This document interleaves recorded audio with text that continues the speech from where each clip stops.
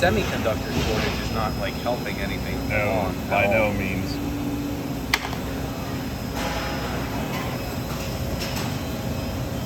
You know what's actually really stupid about all that?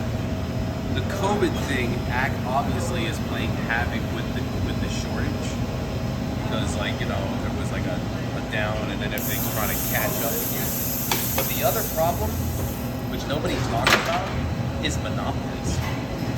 Many of the industries, like, you know, since the companies have become so large, they don't need to be like, you know, pressed for time and lowering their prices to empty their stocks or anything like that. Right. You know, they can just jack their prices, and then because they have all the properties or a large share of the industry that they're in, there's no fear that they have. So it's like,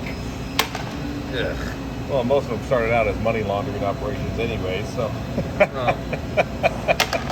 Well, the way I look at it is it's just that originally it used to be like a bunch of small companies, but then a lot of companies folded under, and then there was just one company that just became successful, became successful. Yeah.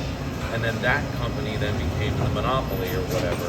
And it was, they say they broke up companies, but they never really did. No. It was mostly like deals that were made and out of necessity and whatnot. Most people don't even realize that we already live in like a socialist society. It's already a corporate socialist society. But of course, Exactly right. and then when people say, it's like, you know, like, oh, well, you always talk about socialism. It's like, you know, like, yeah, we live under a socialist society, but I want to reverse it. I don't want a corporate socialist society. I want a socialist society for the common people and the small businesses.